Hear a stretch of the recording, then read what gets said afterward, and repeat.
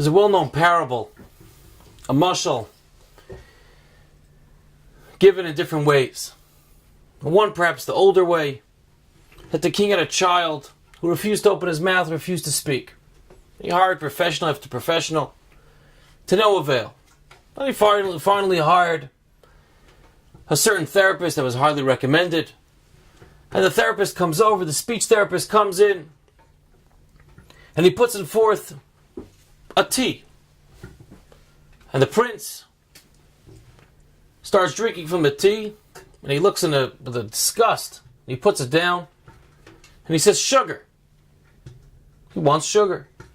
And the king and everyone else watching it was in amazement. He hasn't spoken yet. This is years. He hasn't spoken. And finally he says the word sugar in this person's first meeting. And he says to the therapist, he says, "What did you do?" He said, "It was very simple. What I realized is that this prince, growing up in the lap of royalty, he didn't have to ask for anything. If you would just create a little bit of a lack, the opportunity presented himself, he was missing something. He expressed his desire. He'd like sugar." Many other times throughout life, we're given opportunities to exercise our speech, or to exercise perhaps parts of us that were never used before, because we never had a need. We could be too young. As we start getting older, different new transition stages in life, new types of jobs, new types of voids that we see in society, in Judaism, and we feel the need to do something about it. And all of a sudden we have the ability to express ourselves, and just because we haven't done it earlier doesn't mean we can't do it now. When we see in the Mishkan, so it says, "V'hukam HaMishkan," the Mishkan went up. What does it mean it went up? It went up with Siyata D'Shmaya. HaKadosh Baruch Hu, basically, Moshe put it up, the Urias, and the Mishkan then came. And he put on after Moshe put on the Urias, he put on the sockets afterwards. Now why did he start from top up building the Mishkan? You build lower, bottom, foundation, upwards. Why this way? And the answer is because Ki Adam Eitz HaSada, a person's compared to a tree. And a person's compared to a tree, and our roots are our brains, are our head, or our neshama. That's where the main nourishment comes from. And the nourishment comes from up above, from Hashem. And that's where our roots begin. And that's how we're able to do it.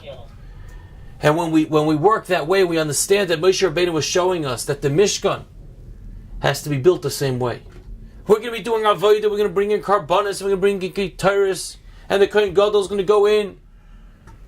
And it's going to be, we don't think for a second that it's coming from our own Avodah in the way we like to see things. But rather everything is started, founded, orchestrated, designed from up above, from HaKadosh Baruch Hu. And that's the direction. The unique of the nourishment comes from up above.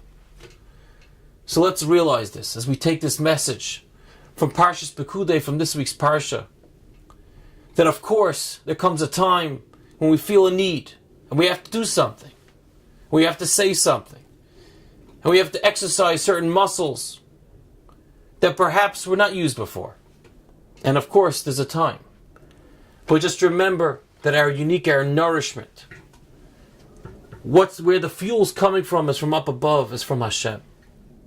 And as we go through life that way, making those decisions, number one, it'll make sure that we're not going to talk when we're not supposed to. We won't act when we're not supposed to. But perhaps even more importantly, when we do feel the need, and when we do know it's the right thing, it will give us the conviction and the pride and the confidence necessary to step in and to fill the void that's there, or to take on the new transition and period in life, whatever that may be for each and every one of us individually, to feel now I could do this. I could take it to the next level. I could help out another individual that I didn't think I could before. I could express myself in ways that I didn't think I could express myself before. So we take these two lessons of knowing when and the ability to how to do it. Because we know the nourishment comes from up above. Hashem will give us Siyata D'Shmaya in all of our ways. Not only when to express it, but how to express it. That was the message of the Mishkan, and especially of the way that Moshe Rabbeinu put it up. Have a wonderful Shabbos.